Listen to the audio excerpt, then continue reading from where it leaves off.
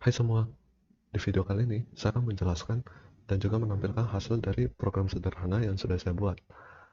Program ini diberi nama FNBugs Coffee Shop dan dibuat menggunakan bahasa pemrograman Java.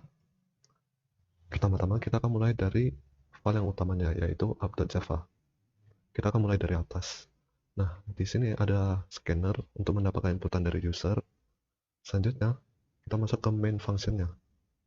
Nah, di paling atas main function ini, kita akan deklarasi variabel terlebih dahulu. Selanjutnya, di sini kita akan instansiasi objek yang kita perlukan. Nah, di sini ada dua objek, yaitu coffee dan cake.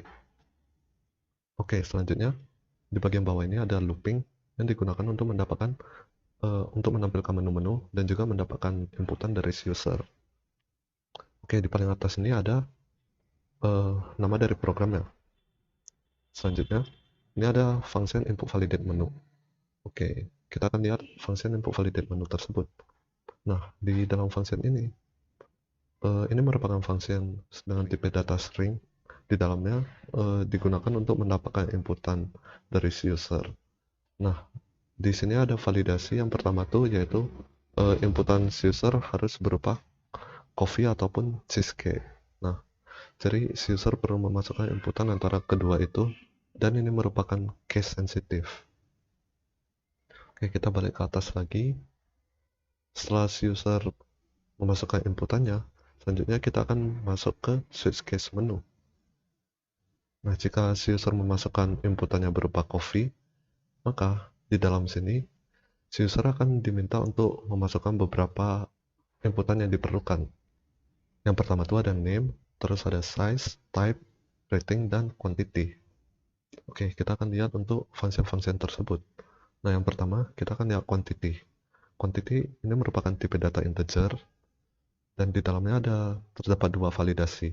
Yang pertama itu, karena ini merupakan integer, maka inputan dari usernya akan divalidasi. Apakah ini merupakan inputan dari si user ini merupakan angka atau huruf. Nah, kalau huruf, maka si user akan mendapatkan peringatan, yaitu input must be a number. Dan untuk validasi yang satu lagi, quantity itu harus lebih dari 0. Oke, selanjutnya kita akan melihat fungsi rating. Nah, di rating ini ada dua validasi juga, sama dengan yang quantity. Karena ini merupakan integer, maka akan divalidasi inputannya apakah angka atau huruf. Selanjutnya, untuk rating sendiri, validasinya rating harus berupa angka antara 1 sampai dengan 5. Jadi, oke, selanjutnya ada input validate type. Nah, type ini merupakan string, dan untuk validasinya, user perlu memasukkan inputan antara cold atau hot. Dan ini juga merupakan case sensitive. Oke, selanjutnya ada size.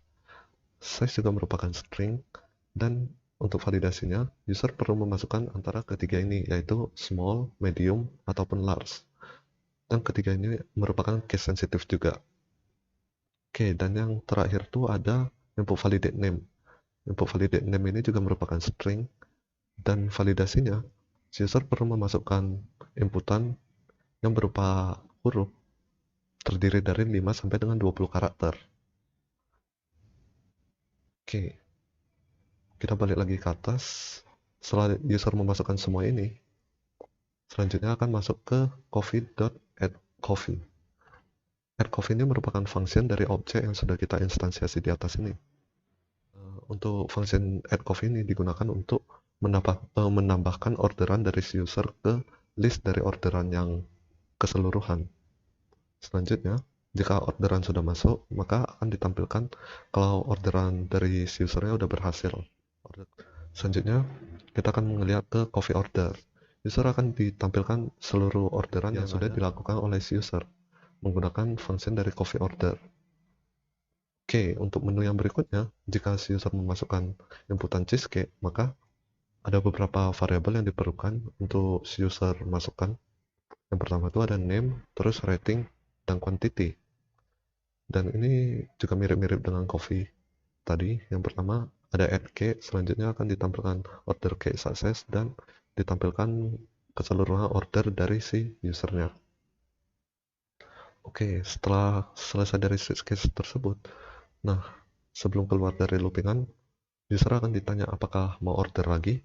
Nah, jika si user menjawab Y, maka loopingannya akan berulang, dan jika no, maka akan keluar dari loopingan dan masuk ke codingan berikutnya. Di codingan ini akan ditampilkan keseluruhan dari orderan si user, baik itu coffee dan juga cake. Mungkin sekian untuk app.java. Selanjutnya kita masuk ke menu.java. Untuk program ini dibuat menggunakan konsep object-oriented programming, maka untuk menu.java ini merupakan parent class dari check class coffee dan cake. Oke, di menu kelas sendiri ini ada beberapa atribut yang nantinya akan dipakai di check class-nya. Dan juga ada beberapa metode yang nanti akan digunakan juga. Oke, kita akan lanjut ke check class coffee.java. Nah, karena ini merupakan check class dari menu.java, maka kita perlu mengextend menu.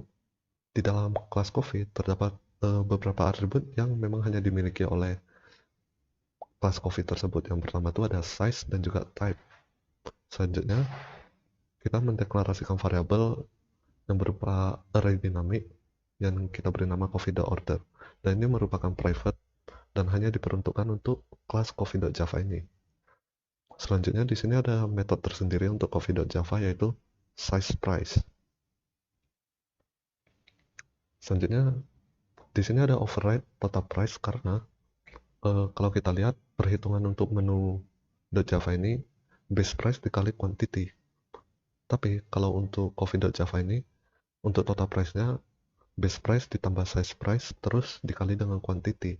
Oke, selanjutnya ada add coffee. Nah di add coffee sendiri di dalamnya kita mendeklarasikan variabel array dinamik yang digunakan nanti untuk kita tambahkan ke kumpulan dari array dinamik di coffee order.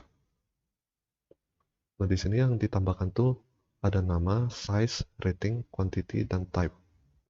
Oke. Selanjutnya ini ada function coffee order.